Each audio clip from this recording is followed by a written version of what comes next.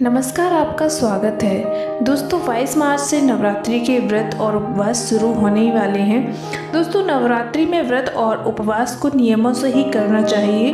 दोस्तों व्रत में नियमों का पालन करना बहुत ज़रूरी होता है।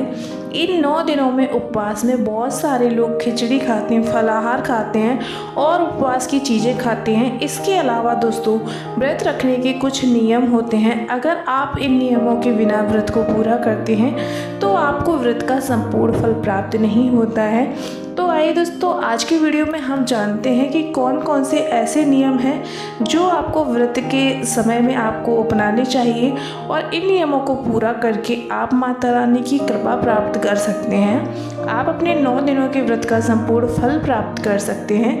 दोस्तों व्रत में नियम का बहुत ही होना आवश्यक है। तो आइए आज के वीडियो में बहुत ही इम्पोर्टेंट मैं आपको ज़रूरी नियम बताने वाली हूँ। तो दोस्तों यदि अगर आप नवरात्रि का उपवास रख रहे हैं तो आपको संपूर्ण रूप से ब्रह्मचर्य का पालन करना चाहिए।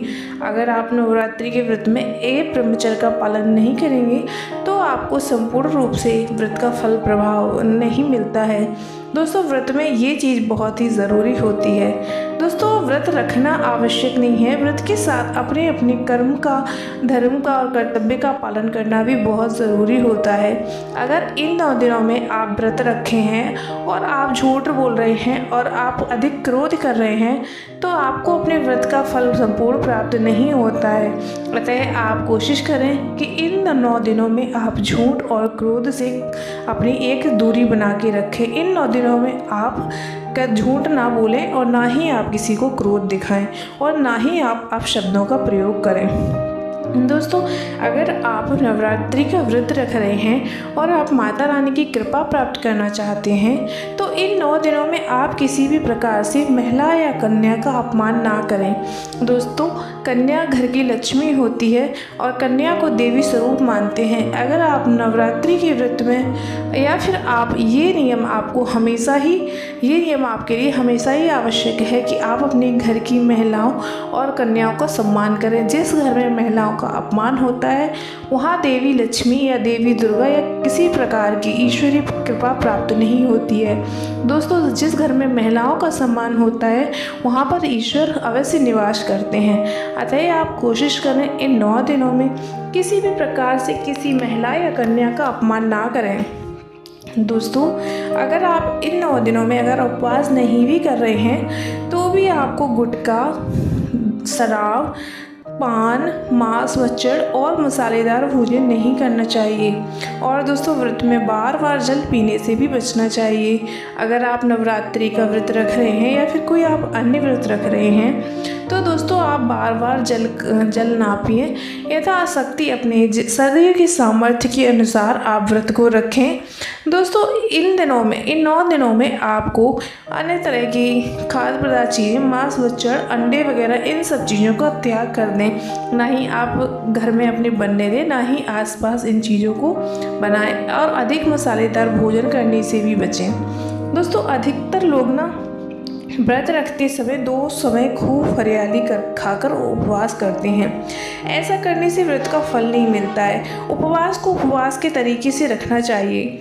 नवरात्रि के दौरान रसोपवास, फलोपवास, दुग्धोपवास, लघुपवास, अधोपवास और पूर्णोपवास किया जाता है। जिसकी जैसी क्षमता होती है वैसा उपवास करता है।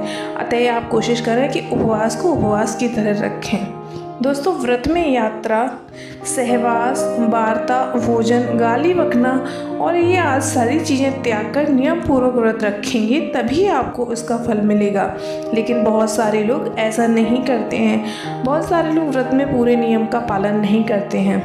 दोस्तों असोच अवस्था में व्रत नहीं करना चाहिए। जिसकी शारीरिक स्थिति ठीक ना हो, व्रत करने से उत्तेजना बढ़े और व्रत रखने पर व्रत भंग होने की संभावना हो, उसको व्रत नहीं रखना चाहिए। रजस्वला स्त्री को भी व्रत नहीं रखना चाहिए। यदि कहीं पर जरूरी यात्रा करनी है तब भी व्रत रखना जरूरी नहीं है। युद्ध के जैसी स्थिति में भी व्रत त्याज्य है। दोस्तों आपको नवरात्रि के व्रत में इन सभी चीज़ों का पालन करना चाहिए। दोस्तों, माता रानी का व्रत रखकर शास्त्र सम्मत विधिवत पूजा अर्चना करनी चाहिए। व्रत को बीच में नहीं तोड़ना चाहिए। यदि कोई गंभीर बात हो तो माता से क्षमा मांगकर ये व्रत तोड़ा जा सकता है।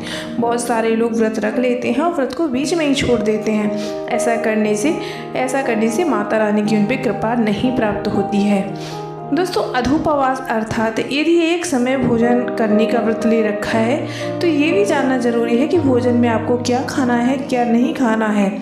जैसे नवमी के दिन आपको लौकी नहीं खानी चाहिए। नवमी के दिन लौकी का सेवन नहीं करते हैं। दोस्तों, सप्तमी, अष्टमी या नवमी के दिन व्रत का पारण कर रहे हैं तो व्रत का